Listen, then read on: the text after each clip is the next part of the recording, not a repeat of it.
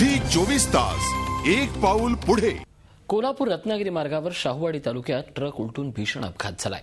या अपघातात 5 जण ठार तर 30 पेक्षा जास्त जण जखमी झालेत। या ट्रकमधून लग्नाचं वराड जात होतं। 40 पेक्षा जास्त जण या ट्रकमधून प्रवास करत होते, त्यामुळे जखमींचा आकडा वाढण्याची शक्यता आहे। आज सकाळी शाहूवाडी तालुक्यातील शिंपेगावचे वराडी लग्नासाठी पन्हाळा तालुक्यातील केकले इथं जात होते। लग्नाचा समारंभ आटपून परत येत असताना कुटाळवाडीजवळ आयशर टेम्पो चालकाचा टेम्पोवरील ताबा सुटल्यानं टेम्पो पलटी होऊन अपघात झाला।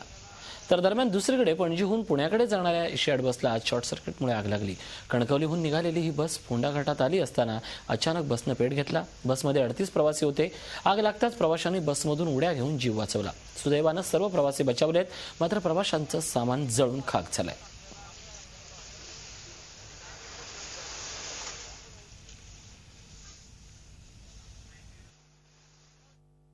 गावचे लग्न होतं ते केकले गावी होतं आणि गावी लग्न करून त्या ठिकाणचे साधारण 45 ते 50 वराडी मंडळी केकलेवरून शिंपे गावी चाललेले होते।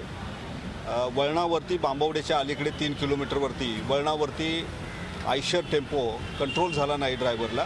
त्या ठिकाणी एक मोटरसायकल चालक उभा होता आणि त्याला वाचवण्यासाठी त्याने प्रयत्न केला, परंतु मोटरसायकलला धडक देऊन तो टेम्पो खाली पडलेला आहे, पलटी झालेला आहे। त्याच्यामध्ये जवळपास 6 इसम मयत झालेले। त्यामध्ये एक लहान मुलगी आहे 10 वर्षाची, 2 महिला आहेत आणि 3 पुरुष आहेत त्यामध्ये।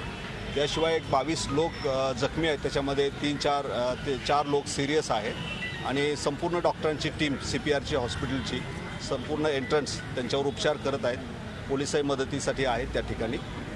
याची संपूर्ण अपघाताची चौकशी म्हणजे शाहूवाडी जे PI स्वतः करतील। गुन्हा दाखल चालकाविरुद्ध करण्यात येणार आहे आणि संपूर्ण उपचार या CPRमध्ये त्यांना अत्यंत चांगल्या पद्धतीने सर्व अटेंड करतायत। झी 24 तास एक पाऊल पुढे।